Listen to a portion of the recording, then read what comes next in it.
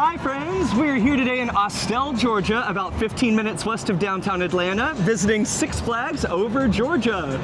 Immediately the nostalgia is hitting me because this was the fourth theme park that I ever visited, home of my first ever looping roller coaster, and this is your first ever visit, right? It is, yeah, first time in Georgia, first time at this park. I'm loving this trend of visiting new parks. There's been a lot for me recently. First impressions, this looks really amazing. I love the look of this entryway. Six Flags Over Georgia has a lot of charm, which can probably be attributed to the fact that this is the second ever Six Flags park. Oh, okay. After Six Flags Over Texas, one of only 3 that was built from the ground up as a Six Flags, so that's pretty cool. Yeah. Six Flags Over Georgia opened back in 1967 with only 1 coaster, an Aero Mine Train. They then expanded in 1973 with Great American Scream Machine, which was the world's tallest wooden roller coaster at the time. Wow. 5 years later, they opened Mindbender, which is the world's first triple looping steel coaster. We will circle back to that one in a little bit.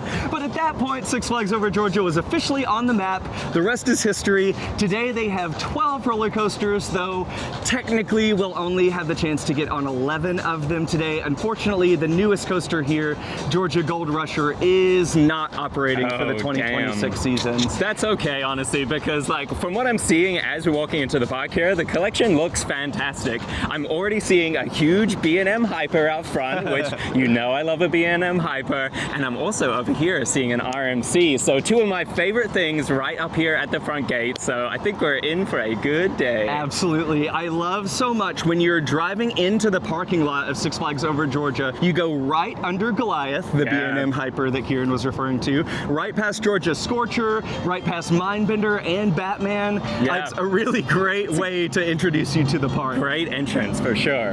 Well, it is a busy, hot Saturday, so we better get in there and ride. What do you think? Yeah, let's go do it. All right, we're through security, season passes scanned. Interestingly, we didn't use that beautiful traditional entrance gate. They've added this side entrance, and now we are rounding the corner into the main entry plaza. Ooh, okay, I am liking what I am seeing here. Ooh, I love it. It looks like Main Street, USA. It really does, a little Main Street, USA. Wow, how cool. It really makes such a huge difference when parks use different types of material for these types of buildings. Like you can see there's brick, there's ornate plaster molding, there's stucco. They've even used some forced perspective. So these little windows up here are smaller than the windows down here. There's some iron work, there's big windows. I think really importantly, we walk in and this is not blacktop. Oh my gosh, yes, most of these parks you walk into and it's just immediately blazing heat blacktop. Yeah, huge difference. I feel like I've said it in the last 3 or 4 videos. I have a crusade against blacktop. One feature that I love at the end of a main entry plaza is a nice fountain, which it does look like Six Flags Over Georgia has. I do have one piece of constructive criticism would be this poster right here. Really, if they need it in the center, it should be moved up so that we have a clearer view of the Six Flags Over Georgia sign and the fountain right in front of it. So as I said out front, despite being 90+ degrees today, it is a busy Saturday, so the park graciously did gift us fast lane today. Thank you so much, Six Flags Over Georgia. To redeem that, we had to take our voucher to the Premium Experience Center. It's just off the right of the main entry plaza. So everything you do is through a website browser, which they give you at the Fast Lane Center. So I selected Goliath for our first ride. We have 22 minutes till we can get in line, so let's head that way. So it looks like the park is laid out in a bit of a figure 8. There's kind of a loop down the bottom and then a loop up the top and kind of a few offshoots, but generally it looks pretty large. I think we're going to be doing some walking today. Yeah, there is quite a bit to do here, and the park sits on quite a bit of acreage. You can see at the top of the park map here, it's built alongside the river, which means the park is prone to flooding in some areas, but right here is a giant hill that we will be traversing. Again, we have the Fast Pass to help with time, and tennis shoes to help with the terrain. Well, if you saw our vlog at Six Flags St. Louis, you'll know that we love these big shade things. It is like immediately dropped 10, 15 degrees in here. These topiary arches are a signature of the 3 original Six Flags parks, Six Flags Over Texas, St. Louis, and this one. I was worried that maybe they had removed this, but actually it looks like they've taken really good care of it, and they've added these fun red, white, and blue lights to it as well.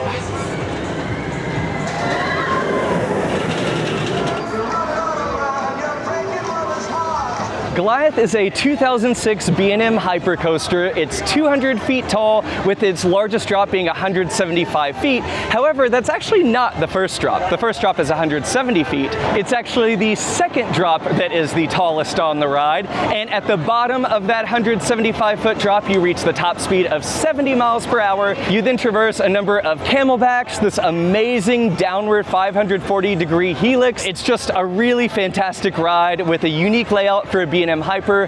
It also has a whole new look since last time I was here. It's recently been painted like a teal blue. Last time I was here, it was like an orangish yellow. I love this ride. Kieran loves B&M Hypers. Let's go try it out. Let's do it. Now again, we were gifted FastPass, so I'm very grateful for that. However, right now, the FastPass line is at a standstill down the stairs, and the regular queue is completely empty. So I think operationally, things aren't quite right at the moment. So we have watched 3 cycles of trains go by as we've stood right here on the stairs, and every single one of them has had a lift stop at the bottom of the lift. I'm guessing it's because somebody takes out their phone every time. So all that to say is, if you're here to ride Goliath at Six Flags Over Georgia, keep your phone in your pocket or in a locker. All right, we have made it up to the Goliath station, but unfortunately, as Daniel said earlier, I think we probably like tripled our wait time using the fast lane, unfortunately. Yeah, unfortunately, it looks like they're only letting 1 to 2 groups of fast lane passengers go per train, and then they fill up the rest of the train with the standby line. However, the standby line is only about half a train's worth of people.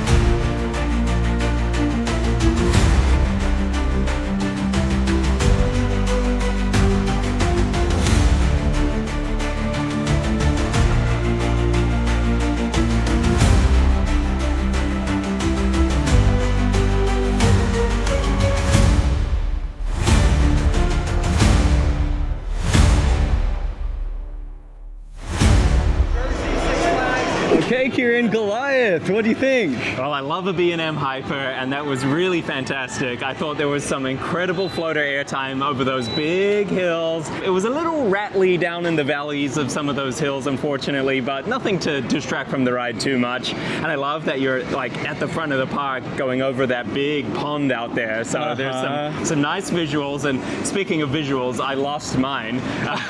We're going around that helix, and it got just so intense that my vision was going hazy before it went completely. I just closed my eyes and gave in to the gray out. Oh yeah, I mean, again, it is a hot day. We probably need some more water, but that's a gray out inducing element any time of year, honestly.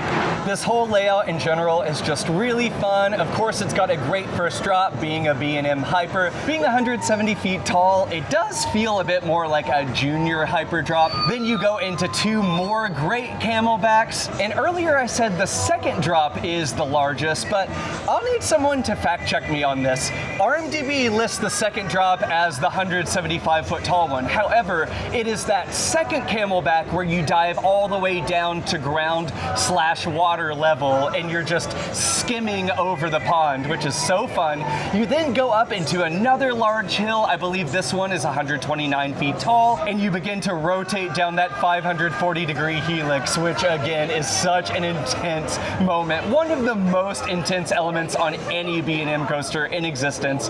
No other hyper offers anything like it that I've personally ridden anyways. You then hit the worst part of the ride, the trim. But at least this trim happens at the ground, which if there's going to be a trim on a coaster, I'd much rather it be at ground level rather than at the top of a hill or going into an airtime hill, and it just kind of like kills the excitement going into the element. You go up into another full-size camelback over 100 feet tall for some really great floater. You then go into an overbank turn followed by 2 more airtime hills. These are 2 of the most intense airtime moments on the ride, actually. I'd say these border on flowjector airtime. Especially on that 3rd hill, there is this really quick pull out which gives you insane positives going into that final quick turn, and then you go over 1 more airtime hill, and this kind of feels like B&M made an oopsie. Like, the airtime is so strong and abrupt pulling into the final brakes, it just doesn't seem like it was engineered quite correctly, or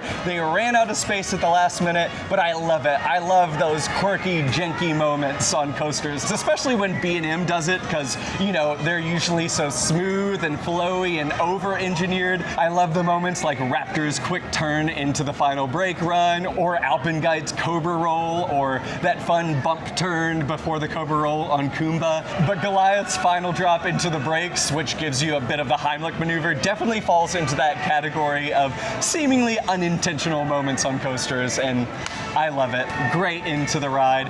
As Kieran said earlier, we sat in the back row, and it did have a bit of a rattle, but the coaster's celebrating its 20th anniversary, so, you know, for a 20-year-old coaster, I still think it's running pretty well. Honestly, better than some of the brand new B&Ms. So, as far as where this ranks among B&M hypers for me, I would put it definitely in the top 4, along with Behemoth, Diamondback, and Candemonium. This is a quality coaster for sure. Yeah, I think I'm right there with you in the rankings, at least of the ones that you mentioned that I've ridden. I think probably what like lets it down the most is that first drop. It's, as you said earlier, it's a junior first drop, so yeah. A junior hyper first drop. Yeah. I mean, it's still 170 feet at probably 65, 70 degrees, so yeah, it's a good time. Well, we got off Goliath just in time because there was just a big torrential downpour of rain, and we did hear some thunder as well, so this might put a little slow down in our itinerary today. Oh wow, I will say though, like being from Kentucky, now living in California, I miss these summer storms. Well, I guess we'll use this opportunity to see what the store has. Yeah. Well, right off the bat, it's nice that they do have some clear Six Flags Over Georgia merchandise. Yeah. I've yet to see anything Looney Tunes or DC in here, so that's good. Just you wait. I'm constantly reminded of missed credits. What is up with this font? Like, what an interesting choice. It's kind of just like default computer font. Interesting. Yeah, that's definitely not the official logo. The rain has had us trapped in the store for about 15 minutes now, so we decided we are going to buy our way out of here with this. And we always joke about hating the DC merch, but here we are buying a DC umbrella. Yeah. All right, let's get out of here. Wow, pretty. Thank you. All right, we have made it out into the rain. The umbrella is doing its job so far, and we're gonna make our way over to one of the park's dark rides and one of my favorite attractions in the whole park. Okay. One that I think you're gonna enjoy very much, Monster Mansion. Ooh, well, I love a dark ride, so yeah, let's do it. Of course, naturally, as soon as we buy the umbrella, the rain starts to let up. So it is like just a very, very light drizzle at the moment, but keeping the umbrella up just to protect the camera. But this area walking through here is really pretty. Yeah. Lots of big, mature trees, which really makes a huge difference, I think, in theme parks when you got big, big trees. It feels like you're walking through a forest. Right. That's really nice. And back there as well, we went past the Rapids ride, and that is really beautifully set as well. So great rock work. And I also love like these stone walls that they have built up here. Yeah, this is a really great looking area of the park, definitely. Make sure y'all subscribe because when they get big, they're buying me Chanel bags, so everybody subscribe now. Yeah. You heard it here first, folks. Yes, y'all subscribe now. Come to Six Flags Over Georgia. Monster Mansion originally opened with the park back in 1967 as Tales of the Okefenokee, and then in 1981 it was rethemed as Monster Plantation, how it existed for decades, and it was really fun, but good on Six Flags for recognizing that name and theme was a little insensitive. So in 2009 they completely refurbished the attraction, reopened it as Monster Mansion, which it is to this day. I love this ride, and fun fact, it's a boat ride system that was manufactured by Aerodynamics. So let's get in there and try it out. Fortunately, we do have fast lane, so we're gonna get to skip that big queue. Let's go do it. Now that I'm thinking about it, I do think I got a few spoilers for this ride on Instagram because I think they've done a few like refurbishments of recent, and I saw those online. It hasn't like ruined it for me, it's just really made me more excited because I think I'm really gonna love it. I didn't know this was a water ride. This is a really impressive facade. I absolutely love what we've got going on here. And I also love the fact that you board outside of the ride, and then it keeps it a mystery what you're going to encounter inside the building. And I can see like a foggy tunnel over there, which is very mysterious. Woo! Splash down. There's the first drop. Hey y'all, it's time to make your best monster face, so smile for the party! Look at this guy smelling the flower right here. I wish you guys could smell what it's like in here. It's that amazing, like, kind of musty, chlorine, dark ride smell, which, if you're a theme park fan, is, like, the best. Okay, we're getting into the spooky part. This way! Stay out of the marsh! Oh, Stay out of the marsh! Oh, No, we're supposed to go that way. Wow, that's terrifying. That's awesome. Spooky. ready! Aim and fire!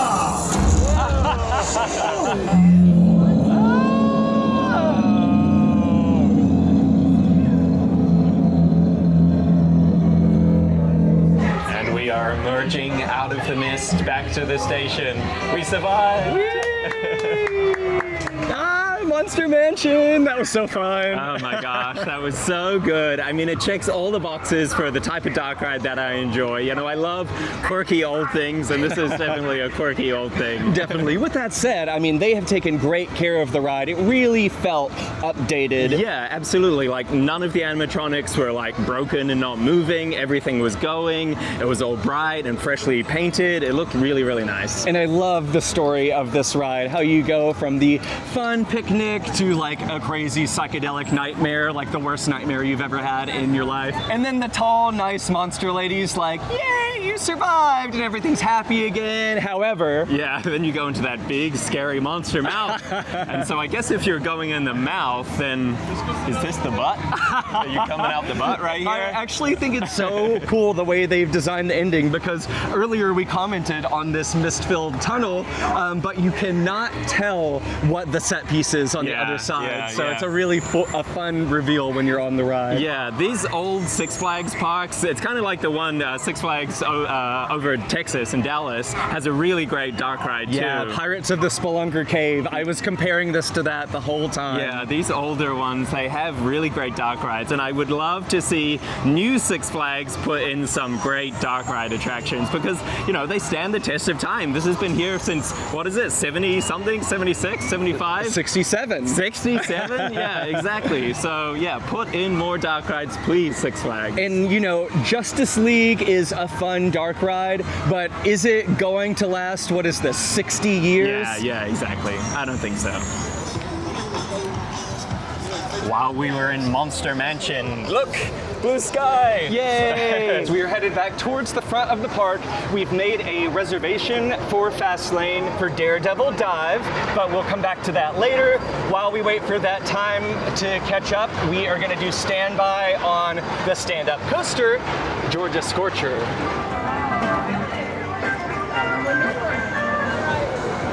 Georgia Scorcher opened back in 1999 as the final original style B&M stand-up coaster. Now there is Pipeline, which is like the new generation, but this is an OG.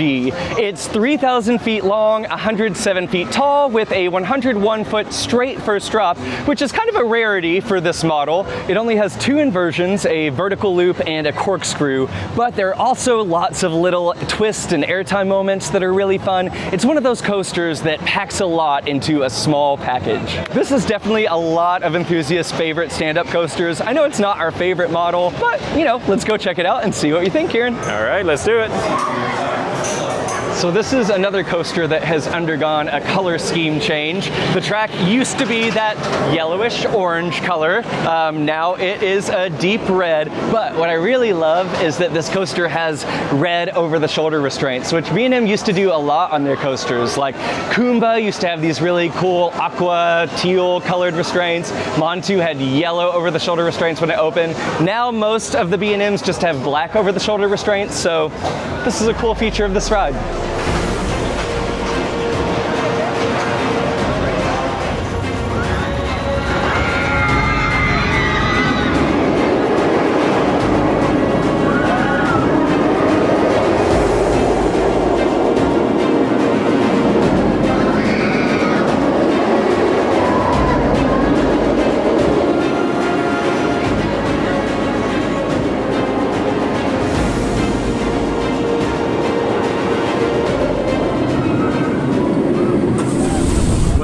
Was nervous for what you were gonna think of this coaster, but that was a pretty darn good ride in my opinion. Yeah, I thought that was really, really good. Like in general, I think stand-up coasters are just kind of meh. Like I feel like standing on a coaster doesn't really change the ride experience that much. So like, why bother? If anything, all of the positive G's are just like put down on your legs and it makes your knees feel some pain, if anything. Yeah. And plus it's just like an uncomfortable ride experience. You have this like thing jammed into your crotch. It's just like not very pleasant. This is still, again, one of the OG stand-up coasters with the over-the-shoulder restraints connected to the bicycle seat that moves up and down. Yeah. So yeah, I was ready not to enjoy it, but it was fantastic. Yay! Well, we sat on the left side of the back row, and starting with that first drop, straight down 101 feet, we got some fun airtime, like my feet lifted off the ground. Then you're immediately hit with positive G's as you go into the loop, but you slow down a little bit at the top, so I got just a slightest hint of hang time. From there, you go into the far turnaround, which has this great transition out of it. Again, I would highly recommend sitting where we did on the left side of the back row because you get whipped out of that for a great airtime moment on the way down out of the turn. You then go through an inclined helix through the loop and then into my favorite moment on the ride, which is essentially like an early version of the wave turn. It's an airtime hill that tilts you 90 degrees on your side, and sitting where we were, I got some great airtime. You then go into the corkscrew, the second and final inversion, nice and forceful and whippy, into a series of tight, twisted turns with great transitions, multiple of them airtime filled. Yeah, just a really great, forceful ride with both positives, negatives, and smooth all the way through. So smooth, and even though you do have the big over-the-shoulder restraints right here, you know, my ears like touched it a couple of times, but it wasn't a bang. It was like a, you know, gentle. It was really comfortable to ride, honestly. In my opinion, this is easily the best of the original B&M stand-up coasters. Pipeline, I might like a little bit more. Oh yeah, I love Pipeline. Those like surf coasters are just the elite version of this for sure. I would take that over anything. Yeah, it's funny that those early B&M stand-up coasters focused on positive G's. This is kind of like the transition coaster where they were like, hey, maybe we should give the people standing up some airtime and have their feet float off the floor. That would be fun. This is a super fun coaster. I kind of forget that it's here, but a really solid addition to the lineup. Yeah, nice surprise.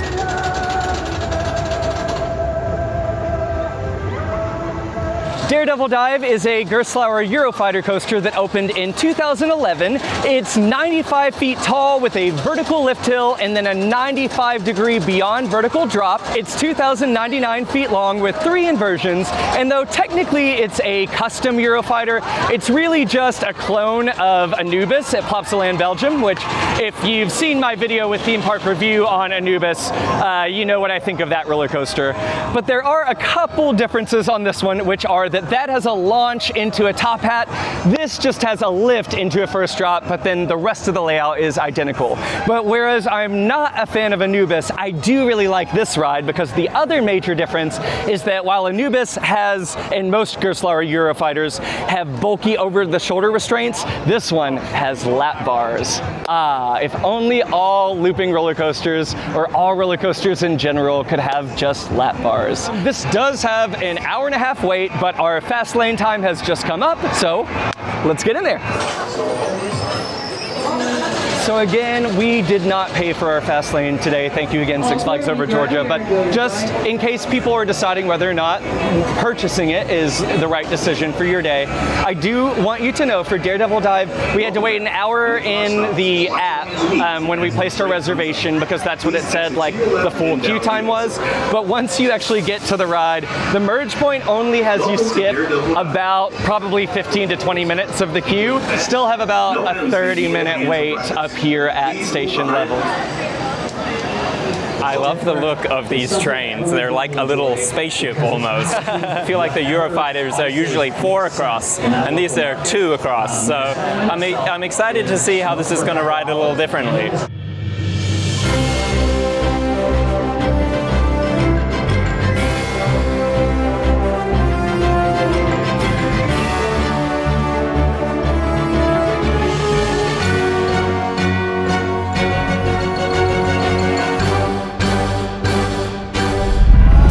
So Daredevil Dive was about what I expected, honestly. I was hoping with those different trains that it would be a little bit different of a ride experience, but unfortunately it was just your classic Eurofighter, which I don't really enjoy, honestly. Like, it had some decent moments, but really nothing special. What did you think? I thought it was fun. Maybe not the most memorable coaster, but definitely still a ride worth doing while here. Starting with that 95-degree first drop, it does have a trim at the top, but then that quickly releases and you fall down the drop for some really fun air time. Having lap bars only, this is the first moment where those shoulder restraints really come into play. This is definitely a lot different than a lot of the Eurofighters that do have the over-the-shoulder restraints. Sure. Personally, I think a lack of headbanging definitely makes this a better ride. Yeah, I could see that. After the first drop, you go into a dive loop, not overly forceful, but the bottom of it does have some nice positive G's.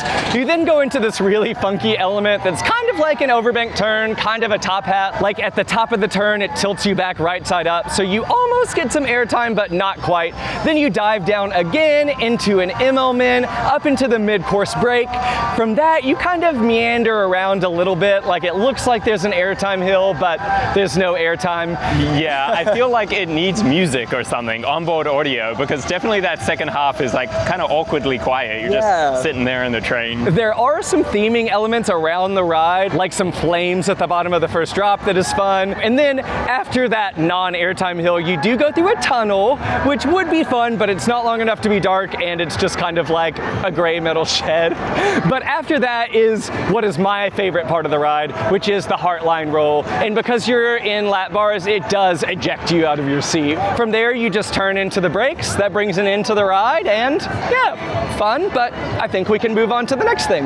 And that next thing is going to take us down this hill here to Gotham City. The bright side about having 30 minutes of queue left after the merge point on Daredevil Dive is that I was able to then immediately reserve a spot for Riddler Mindbender, which we're making our way to right now. I'm so excited!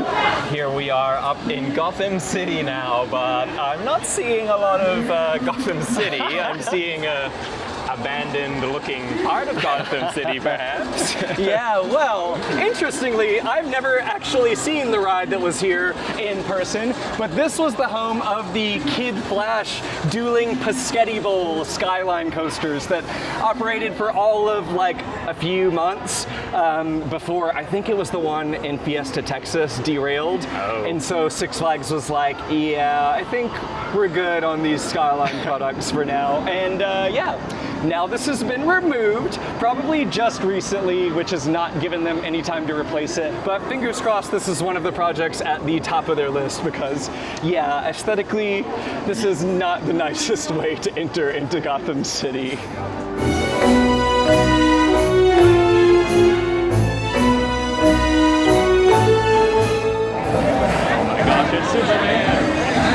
He looks so much like this guy Clark from my office. Well, Gotham City is certainly lively, loud and lively. It's not really entertainment, it's more of just a man yelling on a stage. Indeed, you know, they used to have like a big Batman spectacular stunt show right here. I'm not sure this is quite a fitting replacement, but we're always saying parks need live entertainment to provide atmosphere. And, you know, it might not be our favorite kind of atmosphere, but you can't say there's not atmosphere. Fair. Let's do it! Yes! Yes! Wow! Wow! Is he a maniac or what? Riddler Mindbender opened back in 1978 as just Mindbender, a superior name in my opinion, but it is one of Anton Schwarzkopf's absolute masterpieces. This ride is 3,253 feet long, 80 feet tall, and 50 miles per hour. It has this really fun terrain-based layout with multiple large drops and 2 inversions, which is funny because when the ride first opened through at least like the early 2000s, the park's marketing team said that this coaster had 3 inversions because they included an element halfway through the ride, which, well, I'm not even going to describe it. I'm just going to let us ride it so that Kieran can experience it himself, and I'll ask you after if you think the ride has 2 or 3 inversions. When I was 5 years old, this was actually my very first looping roller coaster, and at the time it had these classic Schwarzkopf trains with lap bars only, and the first time I got in line, I actually had to get out of line because I was too scared to ride a roller coaster that went upside down without shoulder harnesses. Also at the time when the coaster was called Mindbender, it had this amazing front entrance sign that looked very retro and handcrafted. I miss that old front entrance sign. That was one for the books. This used to be one of my favorite coasters in the world. Granted, I've ridden a lot more coasters around the world since that time, but I love a classic Schwarzkopf. I hope you enjoy it too. Let's ride. I'm just getting the nostalgia chills. I'm so excited. We're waiting for the second to back row, which is definitely the row that I would recommend. Well, I say that. Last time I was here, this had 7-car trains. Now it only has 5-car trains. So I am expecting it to be a slightly less intense experience, but can't wait. Now, one classic feature of the original trains, they were black with green question marks. I didn't realize that they had kept the question mark theme going. I really like that, even though it's just a bit of a 3D texture in the same color as the purple train. Kind of looks like it's just been painted over. Oh, well, they're brand new trains, so that's not the case. Okay, weird.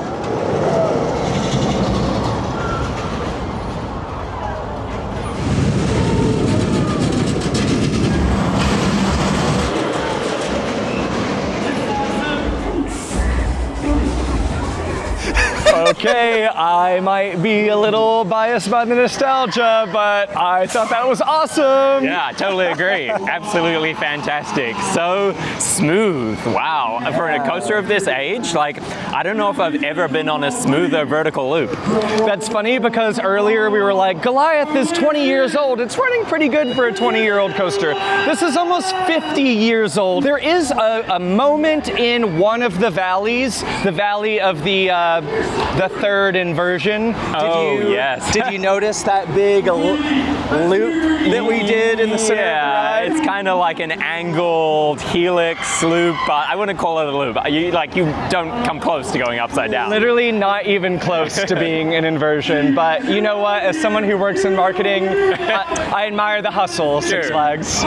But this layout is truly one of Schwarzkopf's best. I love how you roll slowly out of the station, up that first lift, the chain goes clink, clink, clink, and it just feels so classic. You then round this large turn off the lift, which has a dip in it, and then before you know it, you are plummeting down the first 80-foot first drop, which sitting in the back car did have a slight moment of quick uplift force. What do you call it, airtime on the first drop? No, but just a little tiny pop of something. Maybe a little bit of wonky track work, maybe. And the funky track work is one of my favorite things about these Schwarzkopf multi-loopers. Like this in Shockwave, the straight drops that Anton Schwarzkopf built have this kink in them that like halfway down, there's just this moment where it really pitches you out of them sharply. Yeah. You surge into the first vertical loop, which is one of those amazing, perfectly profiled, almost circular Schwarzkopf vertical loops. You then rise up into the second turnaround on the ride. This one also has a dip in it. You then dive down into the second loop, or really just a diving helix. Some more strong positives in that valley, and again, a little bit of a shuffle, but still for a 48-year-old coaster, not bad at all. And then you enter my favorite sequence of the ride, which is maybe the steepest drop, definitely the drop with the best air time. I mean, that's maybe what I would consider ejector air time sitting in the back. I wouldn't know if I go that far, but okay. Well, it's good. But then you forge ahead into the final, well, the second vertical loop and final inversion, which is just as smooth and even more powerful than the first, because at this point you're at the lowest part of the ride. You're down in the valley, and then you go through this tunnel, which has great sensation of speed, rise up into the final turn of the ride, slam into the brakes, and sadly, it's over. The end of a masterpiece. Now, do I think the ride was more intense when it had the 7-car trains? Yes. Therefore, I'm probably not going to consider this one of the best roller coasters in the world anymore, but it is one of my favorite coasters because there's just nothing else quite like it out there. Yeah, it feels like it is like at the upper level of family thrill, and it's like a good transition coaster to have here for kids. Definitely. I'm so glad that Six Flags realized the significance and value of this ride and gave it a full refurbishment with some retracking and new trains to extend its lifetime, because this is like one of the main reasons I will return to Six Flags over Georgia time and time again. Sure. Okay, it is lunchtime / dinner time, and we have chicken tenders, some onion rings, and some cheese fries. And we're gonna enjoy it with the sultry tones of a man screaming in the distance. Honestly, like, this is just very, very overstimulating. I honestly cannot wait to get out of this land because the music and the microphones are so loud. It's a lot. It's a lot. Though essentially it seems like the entirety of the concentration of family flat rides is in this area, so like maybe this is where all the kids and teens hang out. Yeah. But regardless, I'm gonna enjoy these cheese fries.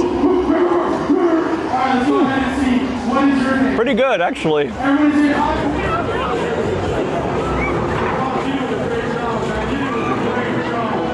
Next Next up is an absolute Six Flags staple, Batman the Ride. This is a fun little effect in the Batman queue. There's like a manhole cover for the sewer, and it's spewing out smoke, or in this case, mist, which is very nice when it's 90 degrees. Feels nice, but sir, no vaping in the park. Batman the Ride is a B&M inverted coaster that has been copied all around the world, including at numerous Six Flags parks. This one was built in 1997. It was the 8th installment of this model. However, many people consider this the best one. It's 2,700 feet long, 105 feet tall, 50 miles per hour, with 5 inversions. I'm not the hugest fan of Batman the Ride just because it's almost all non-stop positive G's, and I'm a person who loves airtime and at least like some dynamics in my forces, but there's no denying that it's a very forceful coaster that is obviously a crowd pleaser. Why else would they have installed them at most Six Flags parks? So, here we go.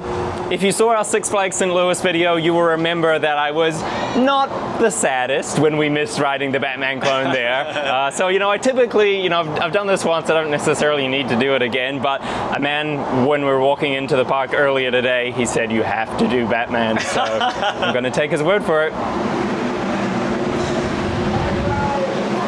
Do all the Batman queues look this good? Because this station is very well themed. The Batman the Ride were some of the best examples of early to late 90s Six Flags really giving an attempt to theming. All of the Batman the Rides have a really cool Batcave station.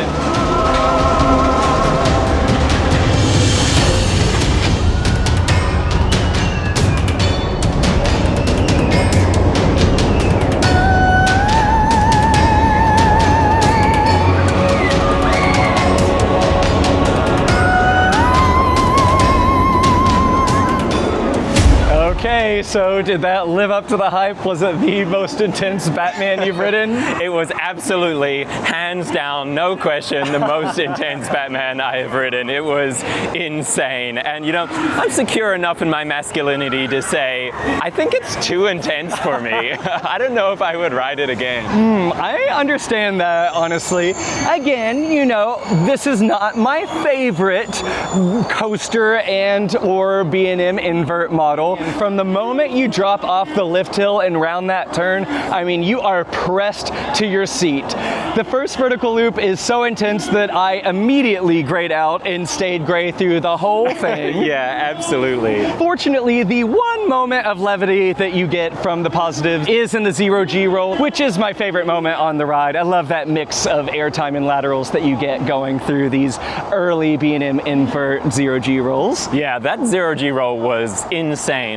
The whip on it is just crazy. It throws you so hard. Yeah, we did ride in the back row, and Kieran rode on the outside seat. I rode on the inside. Obviously, outside has even more whip, but the amount of whip I got was still crazy. That is followed up by another ridiculously intense vertical loop. Then you go into a tight upward helix, which again has very intense sustained positive G's. I'd say the second moment of levity comes after this. It's like a wide turn and a slight drop. Not the kind of drop that gives you airtime, but again, the break does not last for long because then you go through the corkscrews and or wingovers, and I mean, those things, talk about whip. Holy cow. There's a quick overbank turn, then the second corkscrew slash wingover, then you make one last low to the ground turn up into the brakes where you slam to a stop in pitch black darkness.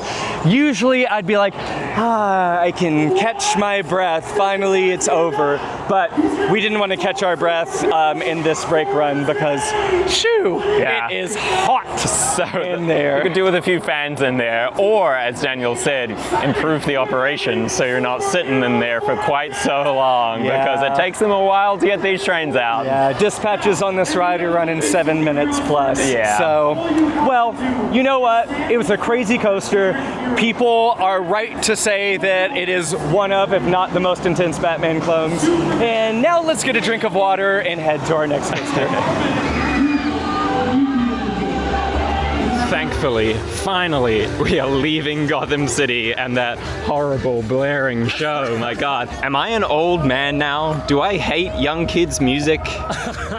You know, I wasn't gonna say it, Kieran, but some things are just facts of life. Wow, check out this building. This has got to be like a theater or something, right? But boy, it's impressive. Okay, we are headed down to ride another nostalgic ride for me. This mine train roller coaster, the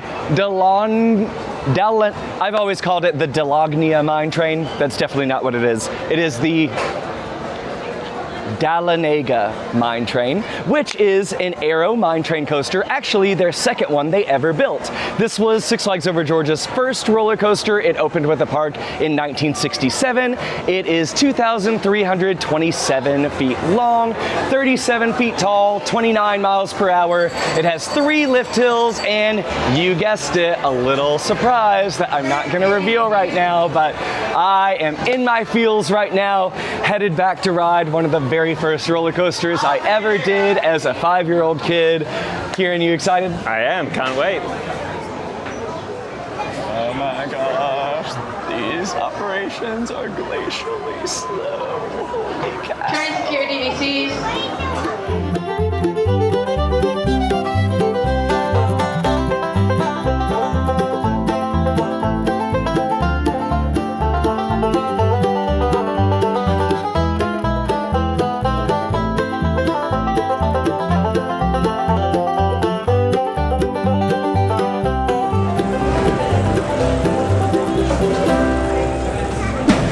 was a cute ride.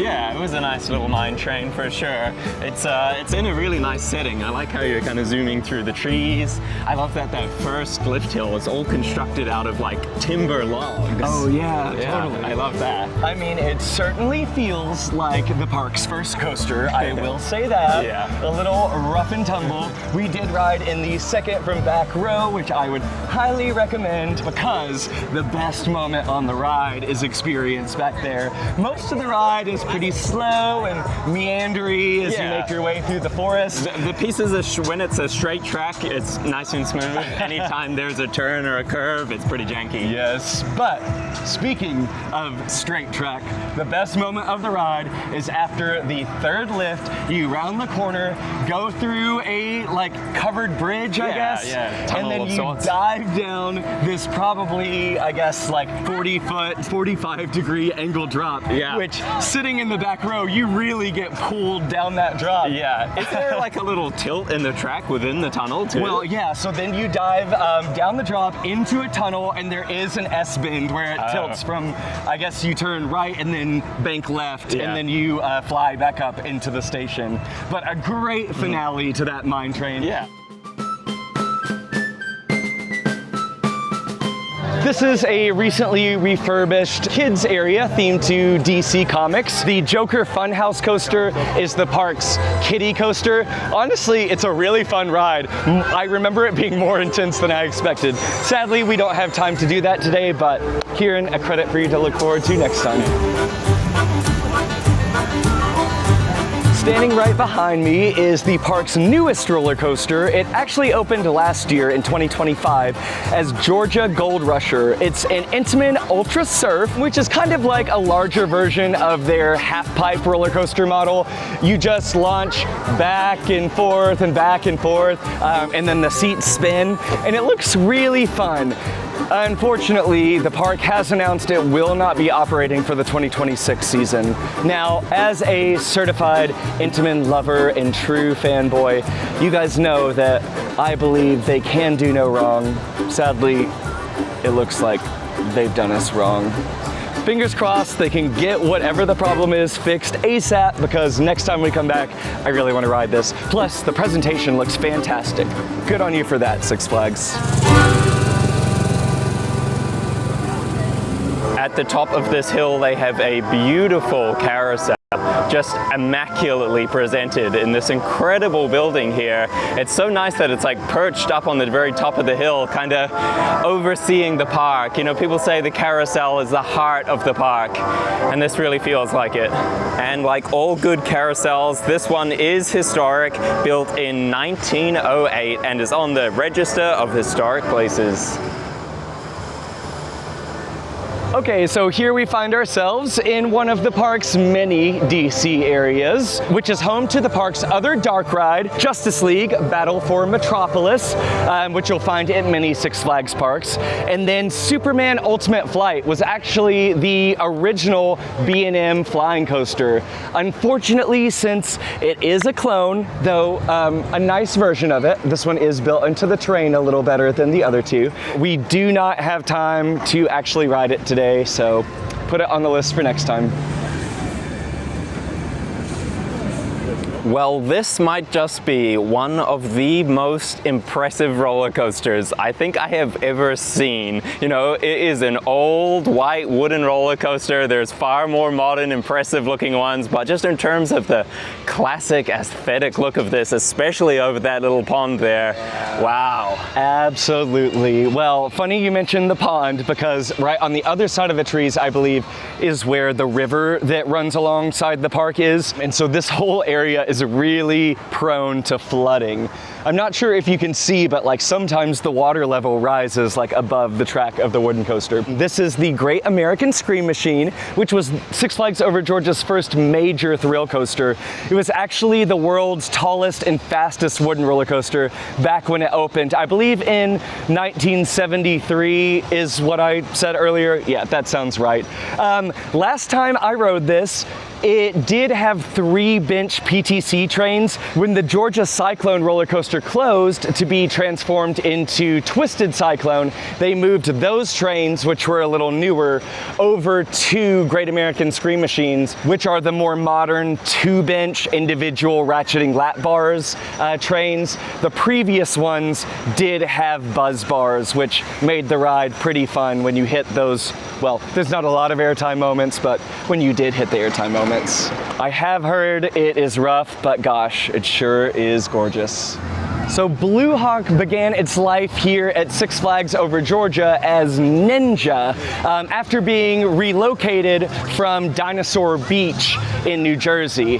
Ninja had this red color scheme and these beautiful, sleek black trains with a red stripe that I loved. However, the ride was a disaster, such a headbanger, it was crazy. So Six Flags Over Georgia recently invested some money into refurbishing the coaster. They painted it blue, they gave it the new Vekoma trains with best restraints, so now it apparently runs much better, smoother, no headbanging. It is a cool, unique layout, and wow, I mean, look at it over the water. It's a beautiful ride. I just have not got to do the new version, and sadly, again, same old story. Don't have time to do it today, but next time we will. Well, we've stumbled into a really nice looking kind of old west style part of the park. I have to wonder if this is like the Cedar Fair aspect of Six Flags taking over. Good question.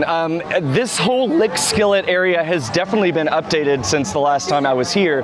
I don't know whether that refurb was done pre or post merger, but it sure does look nice. I mean, you can tell that this is a park that Six Flags cares for. I hope it continues to see investment, because what they've done looks really great. Okay, we are headed to do one of my favorite rides here, maybe because it's one of the only Intamin rides in the park, but this is Acrophobia. And right off the bat, this is already looking so good.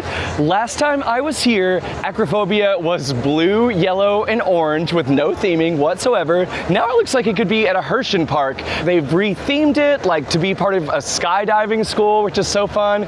Repainted it red and white, which, side note, they've repainted everything in the front of the park. It looks so good. Between Goliath, this, and Georgia Scorcher, yeah, the park is looking amazing. Acrophobia is a 2001 Intamin drop tower. It is floorless, which is interesting. You know what? I'm actually not going to go into it any further because there is a trick up Acrophobia sleeves that I do not want to reveal yet. But yeah, 200 feet tall, intimate goodness, let's do it. So when I said a floorless drop tower, essentially you're like standing in these seats, which is an intriguing position. Not quite comfortable, but fun.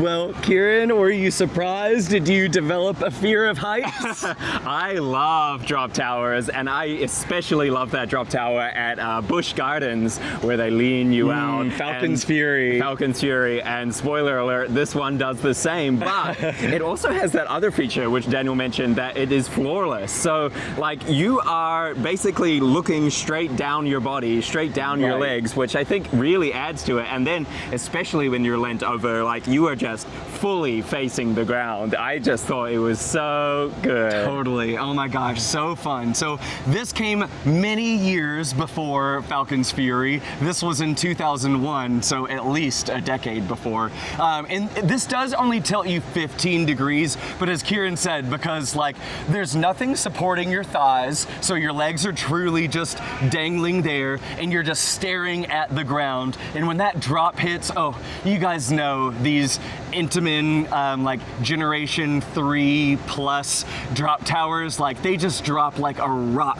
And this one falls, and I mean, as you're staring straight at the ground and it's quickly approaching, you find yourself thinking, when are the brakes gonna kick in? Yeah. Because this stops you like just short of the ground. You get scarily close to the ground before you feel any slowing down. And it's so exhilarating. Like my adrenaline is still pumping after that. I love a drop tower. Indeed. Here we go, Topiary. Woo! Twisted Cyclone opened in 2018 as an RMC iBox conversion of the original Georgia Cyclone coaster, which, as its name implies, was inspired by the Coney Island Cyclone, one of my favorite wooden coasters. So I was probably in the minority of people who was a bit disappointed when this ride was announced, especially when they announced the stats and I found out that they were removing essentially the third lap of the ride. This is the shortest RMC hybrid coaster at only 2,400 feet long. It's 100 feet tall with a 75-degree first drop, topping out at 50 miles per hour. It has 3 inversions, including this really cool double inverting non-cobra roll, reverse cobra roll thing. I guess you're just gonna have to decide for yourself where it ranks for you, Kieran, but I personally think it's one of the most underrated RMCs. I'm excited to get back on it. Ooh, ride it out, the Cyclone, nice.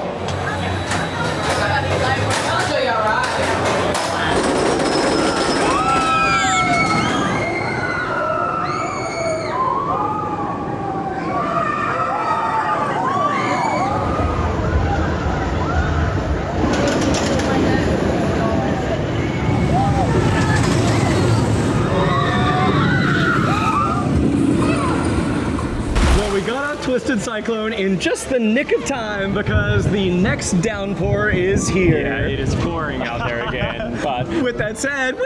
RMC. Yeah, absolutely fantastic. As Daniel said, like short, but I feel like it uses every second of that runtime so well. It is just absolutely fantastic. So well paced. Definitely. Starting with that 100-foot, 75-degree first drop, which isn't exactly just a straight first drop. Yeah, that caught me off guard. I thought it was going to be a straight drop, but at the end, it kind of whips you to the left a little bit. It really makes me think of, no, you haven't done this yet, but hopefully soon, it really makes me think of a mini-sized version of Iron Rattler's first drop at Six Flags Fiesta, Texas. Exciting then. Let's put a pin in this review because it is now absolutely downpouring. Holy cow. All right, back again with our trusty umbrella. Yeah, this $22 umbrella is paying dividends already. Which I must say, we have received a couple compliments on our umbrella today. So people asking where they could buy it. They love it. So maybe that person who said we had bad taste for not liking DC merchandise and theming in the Six Flags St. Louis video was maybe they were right. Something. We are the outliers. Okay, where did I get to? Okay. The fun first drop with the kink in it. Exactly. That was awesome. awesome. And that is followed by the reverse Cobra roll, which is 2 inversions, essentially 0G rolls going up, a turn in between, and then a 0G roll going downhill. That is followed by probably my favorite moment on the ride, which is the wave turn. Yeah. That is an intense ejector moment, completely on your side. I feel like we've ridden other coasters that have wave turns, that have quick pops of ejector air. This is very sustained. Yeah, you are hanging out of the side of that train for a long period of time. It's so good. You then pop up into the far turnaround, which has an ejector moment as you go into it, followed by an overbank turn, and then another fantastic ejector hill all the way back down to ground level. That is followed by the third and final inversion, another 0G roll. Then come 2 low to the ground ejector airtime pops, 1 more overbank turn under the structure, which is fun. Great sensation of speed as you're flying through that dense structure. 1 more ejector airtime moment. This time it's a small S-hill. That leads into a bank turn into the final brakes, and that's the end of the ride. Fantastic, and everybody claps because I loved it so much, including me. Me too. Now, for what we didn't love. Ooh, the operations. Oh my goodness. Yeah. It's running 1 train, which is already, going to make it a slow wait. This is the newest operating roller coaster here, mind you. Still like the most popular attraction other than Goliath, I would say. Right. So 1 train, and then just the most painful, slow operations I have maybe ever witnessed at a theme park in my entire life. Yeah, and we are so fortunate, again, to have Fastlane today, because the way it works is it seems that they load 1 train, all Fastlane, 1 train regular queue, 1 train Fastlane, 1 train regular queue. Yeah. And we're talking 8-minute dispatches, like, at the minimum. Yeah. So if you want to ride Twisted Cyclone, we didn't get here early enough to test this theory, but I have heard sometimes they open this ride before official park opening. Oh. So maybe that is That might be something the to way to try, do it. or save it for the very last ride of the day. Yeah. That would be what I would recommend. It's pretty rough. Like salmon going upstream, we are headed back into the park when all the sane people are thinking, all right, there's been rain, time to leave. Hey, there's 13 minutes left. I say we can squeeze in some rides. Things are sounding pretty quiet over here near Goliath, so I'm feeling like we might be out of luck, especially because it's still drizzling a little bit. But With 5 minutes left in park operating time. it might not happen, but boy, does it look pretty. Wow. Oh my gosh. Beautiful. She looks nice. Sure enough, our suspicions were confirmed. It is closed. Plenty of cast members along the way told us as well it's going to be closed, but we were defiant. You guys know I'm a serial optimist. Holding out hope till the very last minute. Bit of a bummer to end the day, but we still had a good time. Definitely. Should we head up to the front? Yes, let's grab a free soft drink on the way out. Well, a free soft drink with our season drink pass, and see if there's any merch that we want, and take off.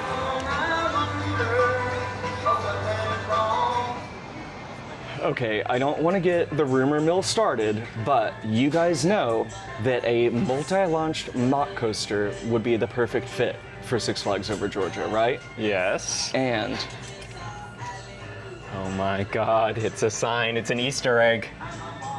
gosh, they're so clever here at Six Flags Over Georgia.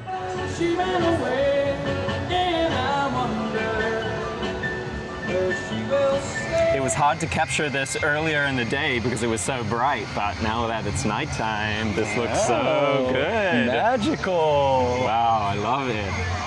Well, despite the weather not cooperating and therefore our day not exactly ending on the note we hoped for. Yeah, that Goliath night ride would have been so good to end the night, but oh well, it is what it is. Exactly.